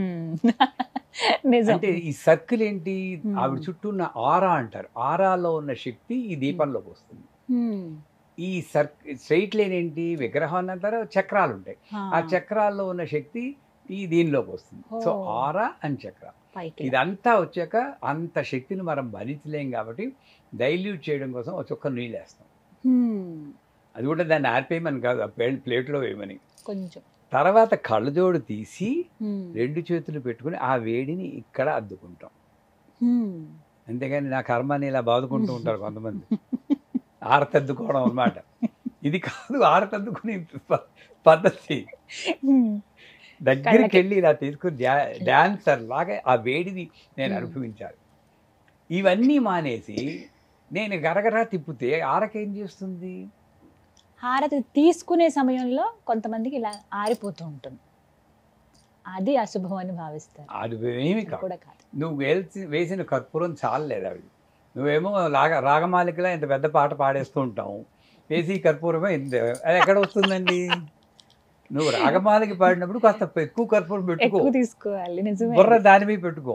అసలు నాకు కర్పూరం ఉందా లేదా అన్న దృష్టి ఉండకూడదండి. నేను చాలాసార్లు ఉత్తి పెళ్ళాన్ని తిప్పేసానమ్మా. అసలు దృష్టి ఉండకూడదు తల్లి. నీ దృష్టి ఎవరి మీద ఉండాలి? అమ్మ మీద ఉండాలి. అమ్మ మీద ఉన్నప్పుడు ఎలా పళ్ళని తిప్పుకుంటూనే ఉంటాం. ఎవడో చెప్తారు ఏమైనా గురుగారు, అప్పుడు కూడా ఏం లేదు, ఓకే ఓకే వెలిగించు. ఇది ఉపాధులు అన్నది నేను గ్రహించినప్పుడు దానికి ఎంత ఇంపార్టెన్స్ ఇవ్వాలో అంతే ఇవ్వాలి. కానీ ఉపాధే నా జీవిత లక్ష్యం అనుకుంటే ఇలాగే ఉంటుంది జీవితం. ఉపాధులు ఇవి. అసలు ఇదేంటంటే భక్తి. ఇది ఉన్నప్పుడు వారిది ఒకవేళ ఎలా చూపిస్తూ ఉంటాం. వాళ్ళు ఏం చేస్తారు, వాళ్ళకి వెళ్ళి వాళ్ళు అద్దుకోవడానికి వెళ్ళినప్పుడు ఆరిపోతుంది, ఇంకా ఆయనకి వెంటనే చెడు జరుగుతుంది. ఏమీ లేదండి, కర్పూరం అయిపోయిందని. అప్పుడు వెలిగించాక మళ్ళీ మీరు ఇక్కడ చూపించాలి. వీళ్ళు ఏం చేస్తారు, వెలిగించేసి వాళ్ళకి చూపిస్తారు. ఉత్తిని దీపం అది, దానికి ఏం లేదు. మళ్ళీ ఒకసారి గంట పాయింట్ చూపించి మళ్ళీ నీళ్ళు పోసి అప్పుడు చూపిస్తే సరిపోతుంది. ఇటువంటి చిన్న చిన్న జాగ్రత్తలు తీసుకుంటే ఫోటో పడిపోతూ ఉంటుంది. కాస్త జాగ్రత్తగా పెట్టుకుంటే ఈ చెడుని మనం ఆలోచించకుండా ఇంకో పద్ధతి ఉంది. కొబ్బరికాయలో పువ్వు వచ్చింది అనుకోండి, మంచి అనుకోండి, పర్లేదు, దాంట్లో నిజం ఉందో లేదో భగవంతుడికి ఎరుకో. ఓ పువ్వు కింద రాలి పడిపోయింది అనుకోండి, మీ కోరిక తీరుతుంది అనుకోండి, తప్పేం లేదు, మూఢనమ్మకం అయినా పర్లేదు. కానీ నువ్వు పూజ చేసిందని పువ్వు రాలాలనుకోరు, తప్పు. శుభవాన పువ్వు పెట్టేసి నాకు మంచి జరగాలని పువ్వు రాలిపోతే ఇది తప్పు కదా. నిజమేది. చాలా మంది ఇక్కడ ఎంత పొరపాటు చేస్తున్నా, మైండ్ మన ఏవ కారణం మనుష్యానాం బంధమోక్షయో అన్నాడు. మనస్సు దాన్ని నిగ్రహించుకుని ఒక్క మాట మాత్రం మర్చిపోకండి, ఉపాధులు. కర్పూరం, అగరబత్తి ఇవన్నీ ఉపాధులు. దీని వెనకాతల రహస్యాలు చాలా ఉంటాయి. అగరబత్తి ఎందుకు వెలిగించాలి అన్న దాని వెనకాతల రహస్యం ఉంటుంది. అది అర్థమైన వాడికి అగరబత్తి మీద దృష్టి ఉండదు. ఒకటి వెలిగించాలా, 2 వెలిగించాలా, దీపం ఒక ఒత్తి పెట్టాలా, 2 ఒత్తులు పెట్టాలా, విడిగా పెట్టాలా, కలిపి పెట్టాలా, నూనె వేయాలా, నెయ్యి వేయాలా, కొబ్బరి నూనె వేయాలా, నూనె వేయాలా, కిరసనాయలు తప్పితే ఏ నూనె పర్లేదు నా దృష్టిలో. ఆ కిరసనాయల వాసన వేస్తుంది కాబట్టి ఆవిడకి. అంత దీనికి వెళ్ళాలి. నాకు దీపం ఎందుకు వెలిగిస్తున్నా అని తెలియదమ్మా. ఎంతసేపు ఒత్తి మీద దృష్టి ఉంటుంది. అంటే అది ఉపాధి మీద నుండి నువ్వు బయటకి దృష్టి తప్పించుకుంటే దీపం ఆరిపోయినా నువ్వు లెక్క పెట్టవు. తల్లి ఆడుకోకు తల్లి, ఎందుకు అలా విసిగిస్తావు అని కాస్త నవ్వుకొని మళ్ళీ వెలిగించుకో. ఆవిడ నిన్ను ఏడిపించాలంటే ఆ బాలా త్రిపురసుందరి బాగా చూపిస్తున్న ఉఫ్ఫను ఊతుంది, గాలి పంపించి ఆరిపోతుంది. ఏం చేస్తావు, ఆపగలమా? మనం ఏం చేయాలి? ఉన్మేష విశ్వోత్పన్న విపన్న భోరావడి. అప్పుడు నేనేం చేయాలి? ఆవిడతో కమ్యూనికేట్. భాస్కర్ రాయని వారు కమ్యూనికేట్ చేసేవాళ్ళు. మనం స్తోత్రాలు చదువుతున్నాను, కమ్యూనికేషన్ లేదు ఇక్కడ నుండి, కానీ ఇక్కడ నుండి కమ్యూనికేషన్. ఆయన పూజ చేశాక మామూలు సోది చెప్పిపట్ట. అమ్మ పక్కింటి ఆయన ఏంటి తల్లి విసిగిచ్చేస్తున్నాడు, ఏం చేయమంటావు అని అడిగేవాడు. అప్పుడు అమ్మవారు వచ్చి ఆయనకి తాత ఇలా చెయ్యని చెప్పిట్టాం. అంత కనెక్షన్. మీరు ఇందాక ఇప్పుడు అడిగారు ఇంకో క్వశ్చన్ ఓ వీడియోలో, కనెక్షన్ ఏమిటని. ఇది కనెక్షన్. అమ్మవారిని అమ్మవారిలా భావిస్తే ఇలా ఆరిపోయినా కూడా ఎందుకే తల్లి. నాకు నైవేద్యం పెట్టేటప్పుడు సాధారణంగా నేను ఇలా నైవేద్యం పెడతాను, ఇలాగే తినిపిస్తాను. తినిపించినప్పుడు ఇక్కడ మెతుకు అంటుకుంటుంటే ఆ మెతుకే నేను ప్రసాదం కింద తీసుకుంటాను. ఇలా పెడుతుంటే కింద పడిపోతుంది.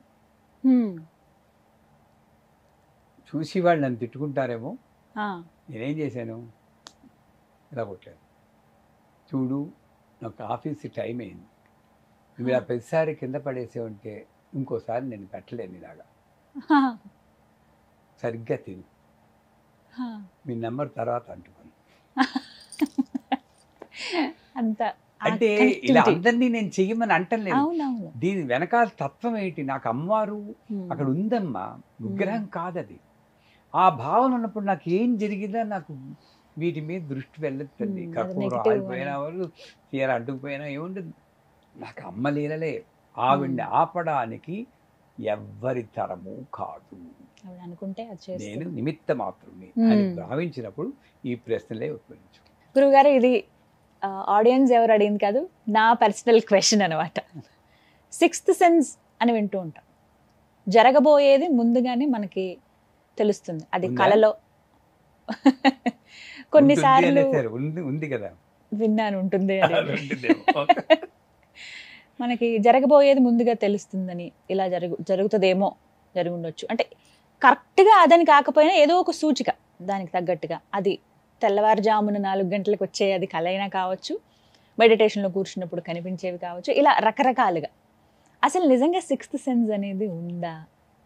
ఉంటే నిజంగానే ఫ్యూచర్ని మనకి కనిపించేలా చేస్తుందా? అది నిజమే అవుతుందా? ఇవి నా ప్రశ్న. శబ్ద స్పర్శ రూప రసగంధాలు, వీటిని పంచతన్మాత్ర అంటారు. ఈ పంచతన్మాత్రలే 5 సెన్సెస్ కింద వస్తాయి, ఇంగ్లీష్లో సెన్సెస్ అంటారు. ఇవి ఈ 5 సెన్సెస్ కూడా మనకి సాధారణంగా వరల్డ్తో కనెక్ట్ అయి ఉంటాయి. శబ్దం ఎప్పుడు బయటది వింటాం కానీ అనాహత శబ్దం వినడానికి అసలు ఒకటి ఉందని తెలియదు, అది వినడానికి ట్రై, బయట గోల ఆపితే లోపల శబ్దం వినిపిస్తుంది అంటారు. అందుకే నవావరణ పూజలో, శ్రీచక్రంలో పూజలో చివరి పూజ నవావరణ అర్చన. అందులో చివరిలో అమ్మవారిని పూజ చేయడానికి ముందు లాస్ట్ బట్ మంత్రం ఏంటంటే, అమ్మవారి పూజకు ముందు ఇది అనాహతనాద అనుసంధానం కరిష్యే అని ఒక 5 నిమిషాలు మౌనంగా ఉంటారు.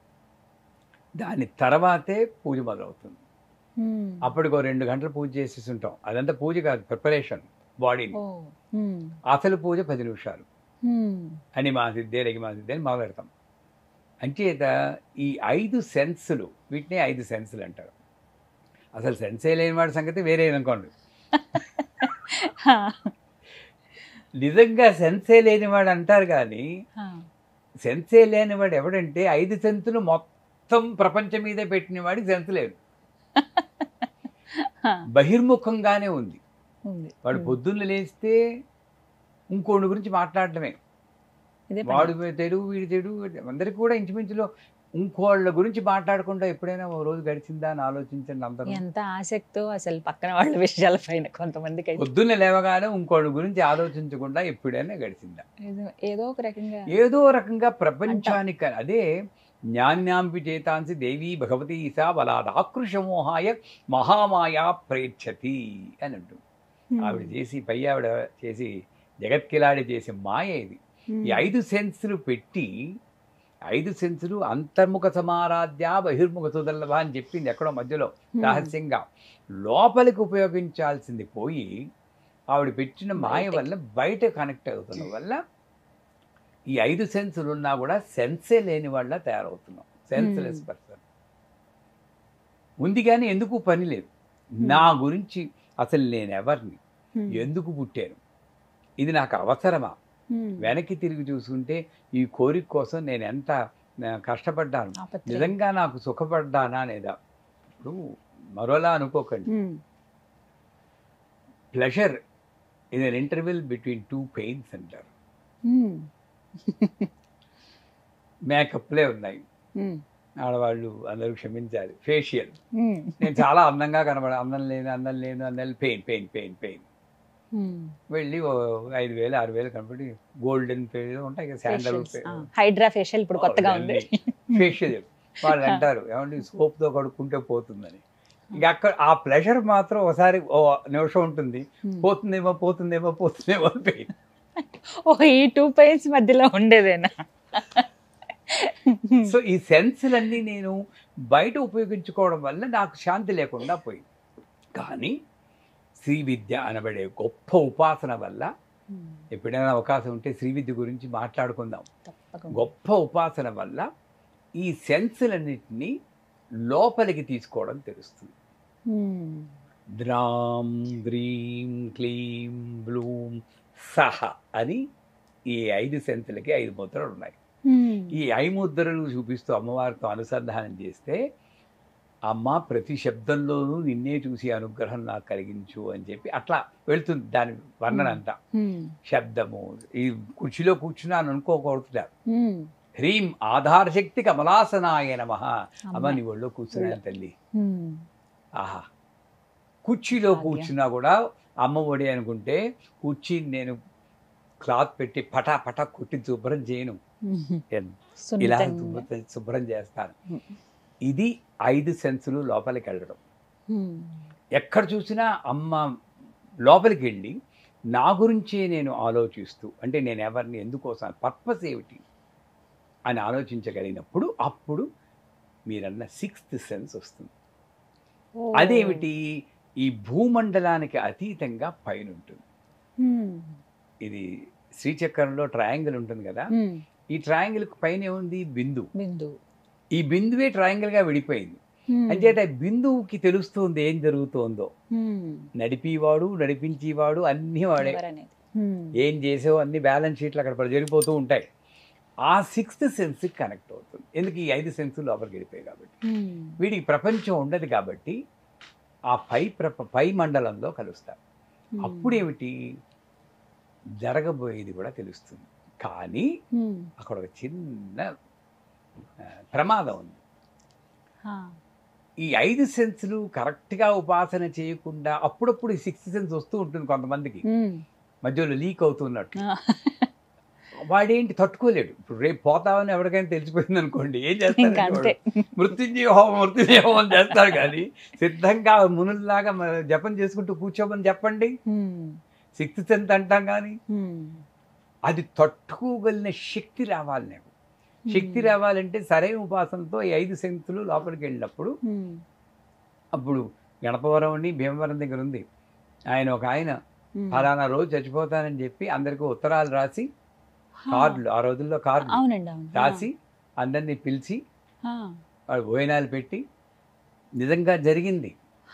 నేను మీ 6th సెన్స్ అనేది నేను చెప్తున్నాను. అన్నీ అయిపోయింది, తమలపాకు వేసుకున్నాడు, మధ్యలో మండువా లోగలి కూర్చున్నట్ట, భార్య కేసు చూశారు, మరి నేను ఉంటాను అన్నట్ట, కళ్ళు మూసుకున్నాడు, ఠప్ అని కపాల మోక్షం అయి వదిలేశాడు. ఇది 6th. మరి ఆ సెన్స్ ఉన్న వాళ్ళు చేయగలగాలి. దానికి ఏంటి, మనం ఈ మధ్యలో లీక్ అయ్యి ఏదో కళ్ళలో వస్తుంటే అదేదో 6th సెన్స్ అనుకుని ముందు రాబోయి చెడు జరుగుతుంది అనుకుంటాం. ఈ 6th సెన్స్ని చెడుకు ఉపయోగించకుండా మంచికే ఉపయోగించుకుంటే కొన్నాళ్ళకి మంచి జరుగుతుంది. ఏదైనా మంచి జరుగుతుంది అని వచ్చింది అనుకోండి, బాగానే మంచి జరుగుతుంది. చెడు వచ్చింది అనుకోండి, సరిగ్గా నాకు ఆలోచించలేక ఏదో వచ్చింది అనుకోవాలి. అంచేత 6th సెన్స్ అన్నది సరైన సాధన లేకపోతే అది ఒకప్పుడు విపరీతంగా కూడా మనకి కనబడుతూ ఉంటుంది. భవిష్యత్తుని గురించి మనకి ఆలోచించొద్దు. మనకున్నది వర్తమానం. ఇప్పుడు మీకు నాకు ఉన్నది ఇది అని గ్రహించేటప్పుడు భూతం అయిపోతూ ఉంటుంది. భవిష్యత్తు లేదు, భూతము లేదు, వర్తమానం. అందుకే శివుడు 3వ కన్ను తెరిచి ఎవరిని దహించాడు? మన్మధుడు. మనస్సుని వధించేవాడు మన్మధుడు. ఆ మన్మధుడు బాణాలు 5, అవే 5 సెన్సులు. ఆ 5 సెన్సుల వల్ల వాడు మనస్సు మధించి మనం కొట్టుకుంటున్నాం 5 సెన్సుల్లో. ఇది భూతము, పాస్ట్. ఇది శివుడు. పెయిన్. లోపలికి వెళ్తే ఎప్పుడైనా పెయినే. చిన్నప్పుడు ఎంత బాగుంది ఇవన్నీ బాగానే ఉన్నప్పుడు, ఇప్పుడు ఆనందపడాలిగా. ఆనందం గురించి ఇప్పుడు ఎందుకు దుఃఖపడుతున్నావు? ఇది ఎవడో ఆలోచించడు. ఇది ఫ్యూచర్. ఫ్రస్ట్రేషన్, భయం, రేపు ఏమవుతుందో, ఈ వీడియో సక్సెస్ అవుతుందో లేదో, భయం. Pain, frustration. Future, frustration, past, pain. ఈ 3వ కన్నే ప్రజెంట్, వర్తమానం. ఇది పీస్. శివుడు మూడో కన్ను తెరిచినప్పుడు మనం దహించేదంటే మనం కూడా శివుడు అవ్వచ్చు. వర్తమానంలోనే ఉన్నప్పుడు కలిగితే. ఈ సిక్స్త్ సెన్స్ అనేది మనకు కంట్రోల్లోకి వస్తుంది. భవిష్యత్తు లేదు, ఈ భూతం లేదు, వర్తమానమే. వాడికి ముందు తెలిసినా సరే ఏం పట్టించుకోడు. కళ్ళలో ఏదో వచ్చినా సరే సరే అనుకుంటాడంతే. 10 మంది చెప్పి ఇది ఏమవుతుందండి, ఇలా కనబడిందండి, ఇది మంచిగా కాదా అని అడుక్కోకూడదు. అది సిక్స్త్ అనిపించుకోదు.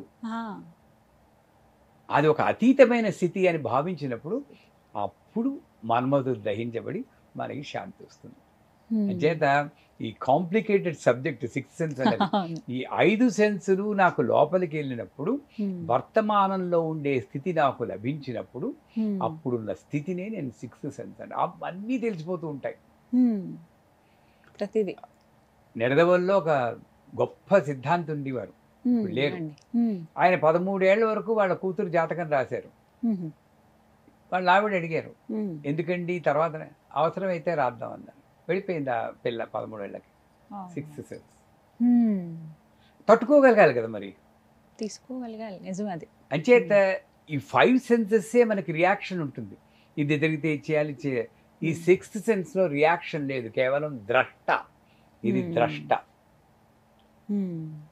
ఆ ద్రష్టగా మెరగడమే సిక్స్త్ సెన్స్ అన్నమాట. చక్కటి వివరణ అండి. ఏవో అపోహల్లో అంత ఇదిగా ఉంది, అంతటి ఒక తాటిపైకి తీసుకొచ్చారు. ఈ ఆలోచన భావన మరీ ముఖ్యం. చక్కగా వివరించారు. అందరికీ ఎక్కువ మందికి ఉండేటువంటి ప్రశ్న ఏంటంటే, మేము ఎన్ని పూజలు చేస్తాం, ఎన్ని వ్రతాలు చేస్తాం, ఆ పండుగని ఈ పండుగని, పండగ వస్తే ఒక సంబరంగా ఉంటుంది, అమ్మవారి పూజలని అయ్యవారి పూజలని రకరకాలుగా చేస్తాం. ఎన్ని పూజలు చేసినా మాకున్న కష్టాలు మాత్రం తీరట్లేదు. పూజ చేసే కొద్దీ ఇంకా కష్టాలు ఎక్కువవుతున్నాయే తప్ప ఎక్కడా తీరిన దాఖలాలు అయితే లేవు. ఏమిటి బాధలు మాకు, ఎక్కువ పూజలు చేస్తే కష్టాలే ఉంటాయా అని అడుగుతున్నారు. మీ ప్రశ్నలో ఇంకోటి కూడా యాడ్ చేసుకోవాలి. అందరూ నాకే ఎందుకు ఈ కష్టాలు, ఇది మరీ ముఖ్యం అండి. వాడికి ఎందుకు రాలేదు, నాకే ఎందుకు వస్తున్నాయి అనుకునే వాళ్ళు చాలా మంది. ఏమండి, నిజంగా ఏ పని చేసినా అది మంచి అయినా చెడైనా every action has got an equal and opposite reaction. ఏంటది? Newton's third law of motion. మీరు ఫిజిక్స్లో చదువుకుంటారు, చిన్నప్పుడు చదువుకుంటారు. ఏం చేసినా దానికి రియాక్షన్ ఉంటుంది. సో నేను చేసిన కర్మలు బోల్డ్ ఉంటాయి, మీరు చేసిన కుప్పలు కుప్పలు కుప్పలు ఉన్నాయి. ఎన్ని జన్మలు ఎత్తామో ఎవరికి తెలుసు, కోటాను కోట్ల జన్మలు. మరి పూజ చేస్తున్నప్పుడు మోక్షం రావాలి కదా. ఎందుకంటే ఆవిడేమన్నారు, రామ అనే శబ్దం చెప్తే చాలు నీకు మోక్షం ఇస్తాను ఒకళ్ళు, నారాయణ అని చెప్తే మోక్షం ఇచ్చేస్తాను. అలా అన్నప్పుడు అది సత్యమే. నేను పూజ చేస్తే నాకు మోక్షం రావాలి. అలా అని నేను పూజ చేస్తే నాకు మోక్షం పాత కర్మలు ఎవడు చేస్తాడండి? అంచేత ఏమవుతుందంటే వీడికి ఇక్కడ ఎండ్ అయిపోవాలి. ఎండ్ అయిపోవాలంటే అవన్నీ తీసుకొచ్చి ఇక్కడే పడేస్తాడు. అంచేత ఆ కర్మలన్నీ అనుభవించాలని చెప్తుంది. నిజంగా ఇతని పరిపక్వమైన సాధన ఉంటే త్యాగరాజ్ తీసుకోండి, కబీర్ తీసుకోండి, సూర్యదాస్ తీసుకోండి, తులసీదాస్ తీసుకోండి, చోకామేళ తీసుకోండి. చోకామేళ జోళ్ళు కుట్టుకునేవాడు. ఆ జోళ్ళు కుట్టుకునేవాడు చచ్చిపోతాడు. నామదేవ్ అని ఒక మహాభక్తుడు, విఠలుడు, విఠల్ని పూజ చేశాడు. ఆయన కల్లో కనబడి విఠలుడు నా భక్తుడు మరణించాడు, ఆయన్ని ఆ అస్థికలు తీసుకొచ్చి నా దేవాలయ ప్రాంగణంలో పాతను అయినా అంటాడు. ఈయన కుళ్ళు వచ్చేస్తుంది. నేనే భక్తుడు అనుకుంటే విఠలుడు వచ్చి ఇంకో భక్తుడు తీసుకొచ్చి రమ్మంటే ఏంటి వెళ్ళి చూస్తే జోళ్ళు కుట్టుకునేవాడు. వాళ్ళు గోడ పక్కన కూర్చుని కుట్టుకుంటే గోడ కూలిపోయి అందరూ చచ్చిపోతారు. వాళ్ళందరినీ దహనం చేసేస్తారు వీళ్ళు. ఎవరు చోకామేళ వీళ్ళకి తెలియదు. అప్పుడు మళ్ళీ ధ్యానం చేస్తే విఠలుడు అంటాడు, ఎముకలు తీసుకు చెవి దగ్గర పెట్టుకో, ఏ ఎముక నుండి విఠల్ విఠల్ అని ఆ ఎముక నా చోకామేళది అంటారు. మరి అంత నామస్మరణ చేసిన వాడు అకాల మరణం చెందాడు, చనిపోయాడుగా. ఎవ్వరూ కూడా మనం సుఖపడలేదమ్మా. భక్తులందరూ చాలా కష్టాలు అనుభవించారు. సీతమ్మ వారే కష్టాలు అనుభవించింది, ఆవిడకన్నా గొప్పవాళ్ళము మనం. అంచేత పూజలు చేస్తుంటే కష్టాలు పోతాయి అనుకోవడమే మన భ్రమ.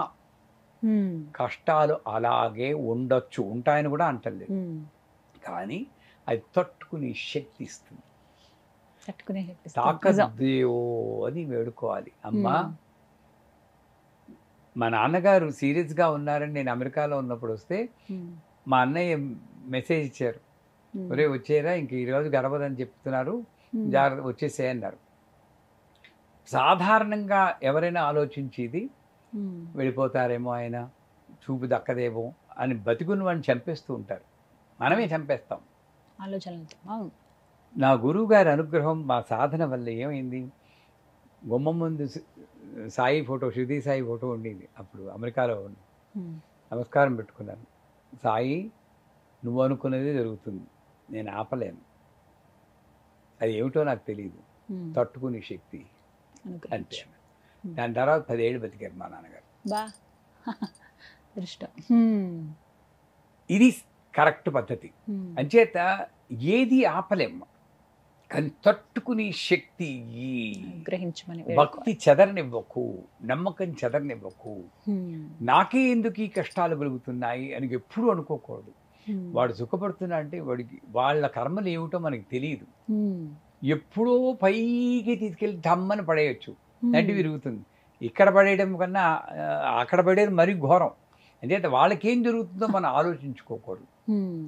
నా భక్తి శ్రద్ధ అమ్మవారి మీద ఉన్నప్పుడు నా జీవితంలో ఏం జరుగుతుందని నేను గమనించుకోవాలి. అది నిజమైన భక్తి. అంతా ఆవిడ చూసుకుంటుంది. నా జీవితమే గొప్ప ఉదాహరణ. ఎన్ని పడి పడి పడి ఈ సీట్లో కూర్చోబెట్టిందో. వెనక్కి తిరిగి చూసుకుంటే తృప్తే. అన్ని తట్టుకుని ఒక పీసులో నిలబడ్డాం. అంచేత పూజలు చేస్తే కష్టాలు పోతాయి అనుకోకూడదు, కానీ కష్టాలు కంప్రెస్ అవుతాయి. కర్మలు ఎవరు పోగొట్టలేరు. ఇచ్చేస్తే ఈ కర్మ పోతుందని కొన్ని పూజలు మొదలెట్టారు, నమ్మకండి. కర్మలు కంప్రెస్ అవుతాయి. ఒక గురువు ఒకడే దాన్ని బాగా కంప్రెస్ చేయగలడు. 10 రోజుల్లో మీరు షిరిడీ సాయి చరిత్రలో కూడా చూడండి, నిద్రలో వాళ్ళకి టీబీ వచ్చినట్టు కల వస్తుందంట. అంటే ఏంటి, 10 ఏళ్ళు 20 ఏళ్ళు అనుభవించాల్సిన ఆ వ్యాధిని ఒక నిద్రలో అనుభవించేశారు. మనకి కళల్లో చెడు కళ వచ్చిందంటే మళ్ళీ పరిగెడతాం, ఏమని చెడకల్లో వచ్చిందంటే ఏమని చేయాలనో శాంతి చేయాలంటారు. నిజానికి నిజంగా అనుభవించాల్సింది కళలో ఇచ్చింది, అంత అనుగ్రహం తల్లి అనుకోవాలి మనం. అవునా కదా? నిజమే. అది మామూలుగా వస్తే భరించగలమా మనం? తట్టుకోలేము. అది నిద్రలో వచ్చేటట్టు చేస్తూ ఉంటుంది. అలాగే నాకు ఏ జరిగినా సరే మంచి జరుగుతుంది, నాకు మంచి జరుగుతుంది, అన్నీ బాగానే ఉన్నాయి అనుకోగలిగినప్పుడు నేను పూజలు చేస్తుంటే కష్టాలు వస్తున్నాయి అనుకోవడం ఆగిపోతుంది. అన్నిటికన్నా వర్షం నాకే ఎందుకు ఈ కష్టాలని అసలు అనుకోకూడదు. వాడైనా సుఖపడ్డాడు పోని అనుకోవాలి. కానీ ఆ భావన అనేది భావదారిద్ర్యం అంటారు, దానివల్ల వచ్చేదే. అంచేత పూజ చేసేటప్పుడు నేనేం కోరుకోవాలంటే, నువ్వు కోరుకున్నట్లే నేను చేసిన కర్మ ప్రకారం నాకు జరుగుతుంది, దాన్ని భరించి శక్తి అనే కోరుకోవాలి. కష్టాలు తొలగిపోవాలని, కుంతిదేవి కూడా కష్టాలు తొలగిపోవాలని ఎప్పుడు కృష్ణుని కోరుకోలేదు. నాకు మళ్ళీ జన్మ అంటూ ఉంటే ఇలాంటి జన్మ ఏమను ఎవరైనా కోరుకుంటారండి? అంత భరించాక కోరుకోరు. మరి అలాంటి వాళ్ళని చూసి వాళ్ళని మనం నేర్చుకోవాలి. కానీ చిన్న ఏమిటి కష్టాలు ఇంతకీ మనకి? ఉద్యోగం లేకపోవడం, ఉద్యోగం పోవడం, 2 పూట్ల తిండి, 2 జతల బట్టలు, పైన సీలింగ్, ఈ మినిమం అందరికీ దొరుకుతుంది. ఎక్స్ట్రాలు మనం ఊహించి అది కుదరనప్పుడు దానికి, అంటే కష్టాలు ఉన్నాయి, నేను లేవని వాళ్ళని కించపరచడం లేదు, ఉన్నాయి. కానీ నేను దాన్ని భక్తితో, నా పూజలతో దాన్ని తట్టుకునే శక్తి కోసం ప్రయత్నించాలి. కానీ కష్టాలు పోవడానికి ప్రయత్నిస్తే ఇలాంటి ఇలాంటి బాధలు కలగడానికి మనకి ఆస్కారం. ఇంకా అదనంగా ప్రతి ఒక్కరు తెలుసుకోవాలి ఈ విషయాలు. చాలా చక్కగా వివరించారు గురుగారు. ధన్యవాదాలండి. చాలా అమూల్యమైన సమయం మీది మా కోసం కేటాయించారు. ఇంకా ఎన్నో సందేహాలు ఉన్నాయి, సమయాభావం వల్ల ముగించవలసి వస్తుంది. మరొక కార్యక్రమంలో మళ్ళీ కలుద్దాం. నమస్కారం.